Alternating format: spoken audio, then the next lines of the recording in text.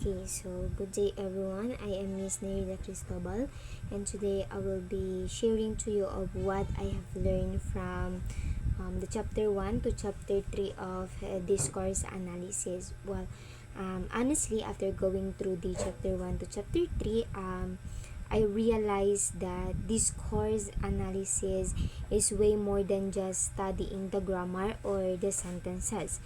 In the chapter 1, the main point is that the language is nothing without the context. So, um, para siyang like, uh, it's like how simple phrase can have multiple meaning depending on who is saying it and where they are. So, as what example given in the module, the runway is full. So the instruction given to a pilot, um, the instructions uh, given to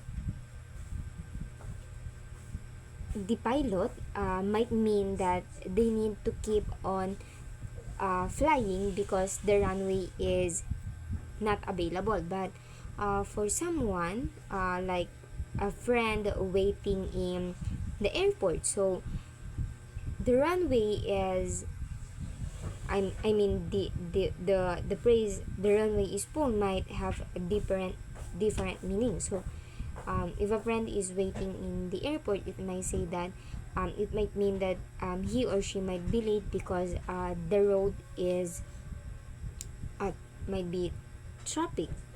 So, or kumbaga madidelay siya. So the words are the same for the words are the same, but for the act they perform, it changes based on the situation. So that's it. So while in chapter 2, it's all about how our social circle shape the way we talk. So we are all belong to different discourse community, like our family, our friend, our jobs, so or even in our online gaming. So groups online gaming groups. So we shift our social identity to fit in. So example is I talk to a professor with a lot of respect, and I use formal words. But um I but in but when I'm with my friends or with my barkada, the way I talk might be different. So I usually use shortcut words or even slang words when I am with them. So it's not just about being fake, but about using the right language to belong to a specific group.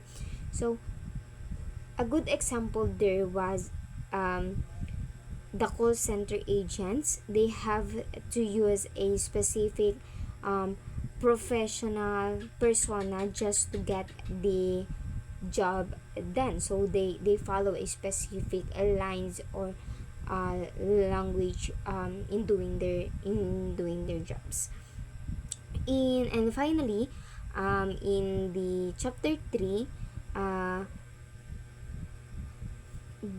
in the pragmatics, which is basically reading between the lines, this is where we look at people actually mean versus what they literally say. So we often use a speech act to get the things done, like uh, I mean the things done, like making a request by just making a simple comment. So for instance, if I say it's getting late, so I might actually be telling my guests that it's time for them to go home.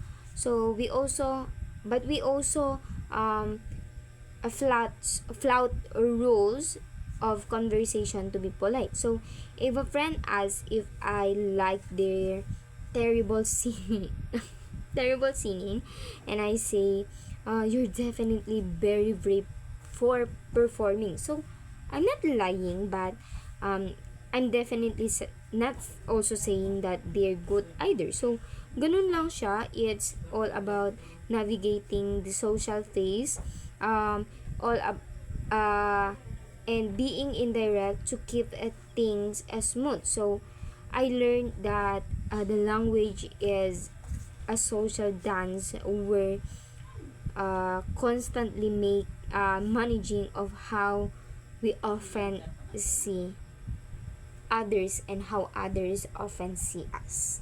That's all.